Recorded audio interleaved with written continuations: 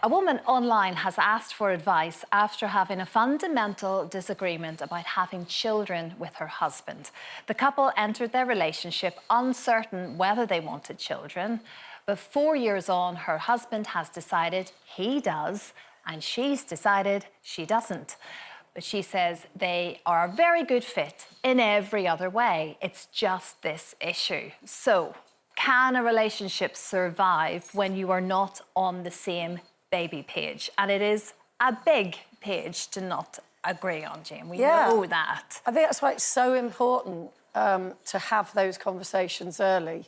Even though it feels really kind of like weird and unsexy to sort of do it, it does make a huge difference. And I remember when I first met Gary, I was, you know, in my late 30s, he was in his 40s. We had a child each already from previous relationships. And I remember vividly, I think it was like the second date, and I said to him... So, Jane... Do you want more children? And you could see he was thinking, oh, crikey, I've only literally just met you.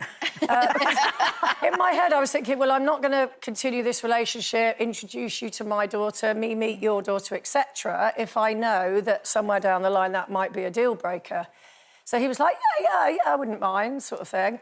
And then as we edged closer to getting married, I had the conversation with him again, because by then I was 40 when we got married and he was 46. And he went, I never said that. And I went... I say that to Jane. No. I was literally like, I refer you to my note, March, whatever, 8:04 p.m, you said. Anyway, so it was a bit of a period of time where it was...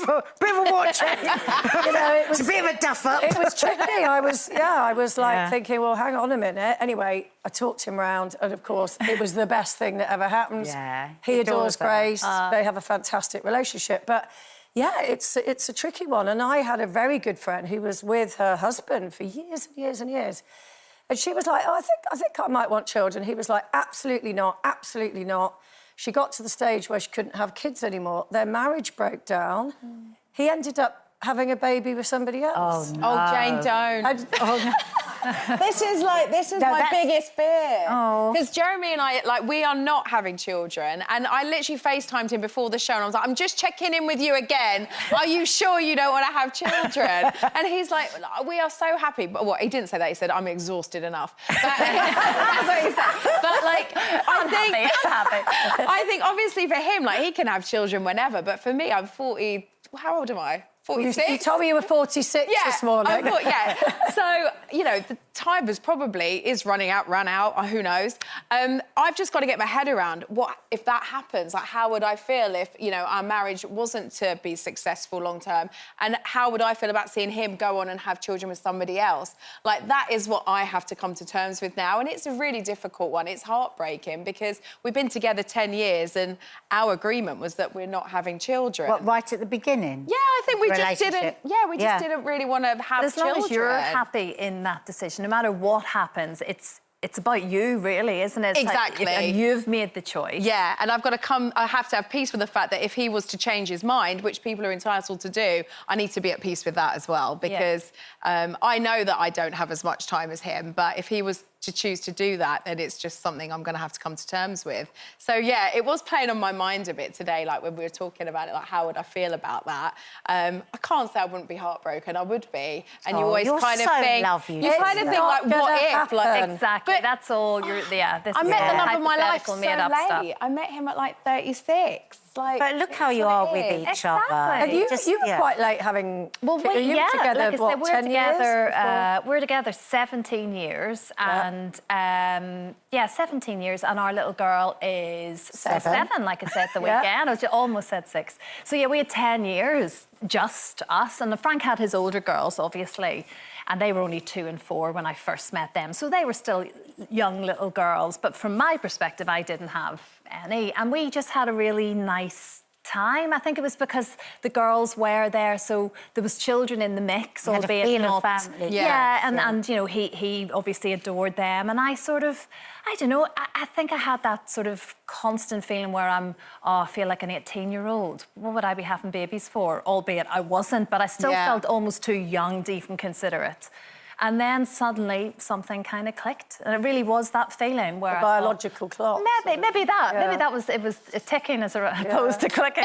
And it was, thankfully it did happen and everything else. But, gosh, I can't even imagine life any other way now. They are everything. They're my entire world. But I'm glad we did have the time beforehand as well. I really do. We enjoyed our 10 years. 10 years of still partying and holidays out with and each other. And really just not having any other stress other than, you know, your own responsibilities. It was lovely. I think it's made me a better mummy now, if I'm being honest. But I mean, you know, as much as people love their children, they do suck the oxygen out of a relationship.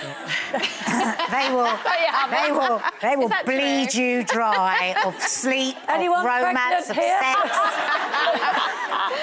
This little ray of sunshine. They do. I don't think it's because Jeremy and I want to go out partying and we want this like big fabulous life. No. I think we just love peace and quiet. You've got a beautiful, peaceful, gorgeous just close life. the front door. You've We've got made the our right dogs. decision. It's Not just having any peace kids. You know what? We quiet. all have choices in life, don't we? And I think that's an important thing if you're bringing up kids, to not do this thing of when you have kids. Because I think a lot of people can just end up having kids because that's the next thing you do. I mean, I was asking themselves. My mum and dad stayed together. They were married. I have a little brother, so we were that typical kind of 2.4 children, you know, 2 up, 2 down household, and it was chaos. And it was absolute, like, everyone, I was fighting with my brother, my mum was fighting with my dad, like, it was chaotic.